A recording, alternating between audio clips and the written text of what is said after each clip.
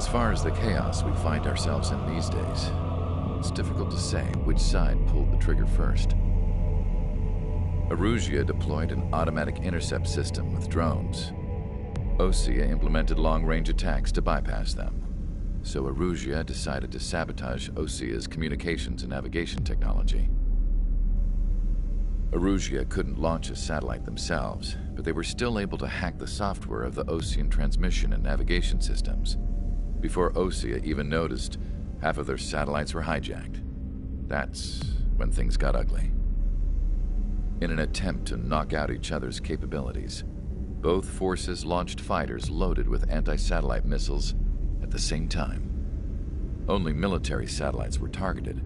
However, their destruction created a debris field in orbit, which wiped out scores of other satellites, both private and government-owned. What kept the world relatively sane up to that point had been free-flowing data and information. But now, those were gone. All that remained was chaos and confusion. Government and civilian broadcasts and transmissions were cut off. The flow of information had ceased. Forces on both sides of the conflict now found themselves unable to communicate with their superiors. Many of the smaller countries annexed by Erusia and yearning for their independence seized the opportunity and started their own uprisings. As for why some of Osea's military decided to break off from the main force and continue on their own, I have no idea. Perhaps there was some sort of dispute over the chain of command.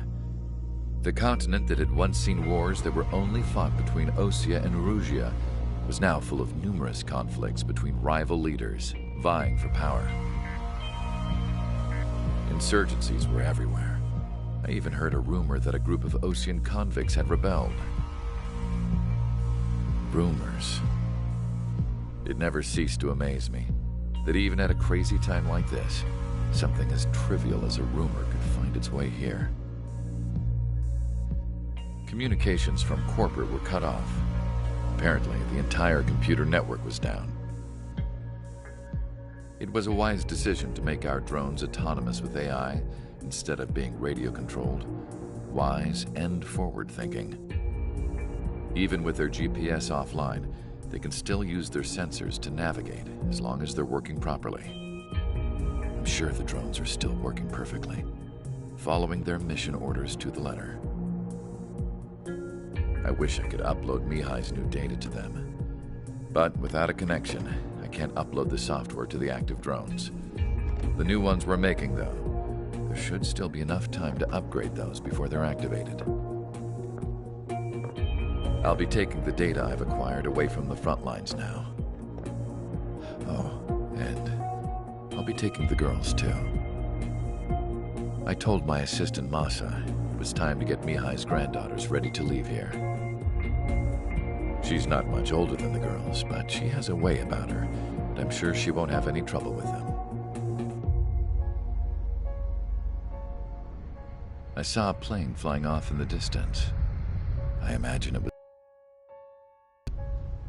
The plane had a rose emblem on it.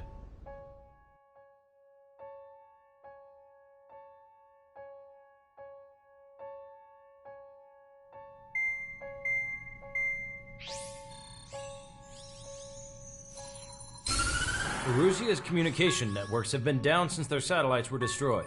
Unfortunately, we are experiencing trouble too. All of Erusia has been affected, and we don't know when things will be back up and running. We're not even sure if this is Erusia's doing.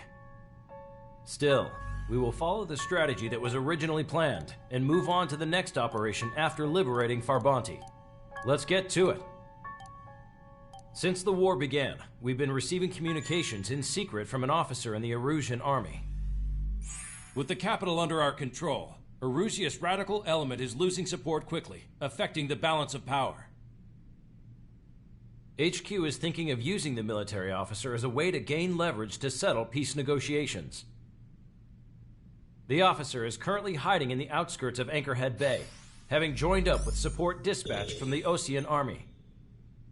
The plan is that they'll take a standard vehicle to a rendezvous point at a harbor in the east part of the city, where a helicopter will be waiting. I would like the new Strider Squadron to provide escort for the officer. Cyclops will remain at the base on standby to serve as defense. With the communication network currently down in the capital, I very much doubt Erusia will be able to mount a regimented counterattack. However, it is likely that Erusia's intelligence department and the remaining forces who are aware of the officer's movements will interfere. Keep a close eye on the officer and make sure he stays safe. Our victory in Farbanti has given us a golden opportunity to finally end this war. Be safe out there. Take note that our satellite-based IFF has become unreliable following the recent communications failure. As such, target ID will be done by processing the images from the infrared cameras on your aircraft.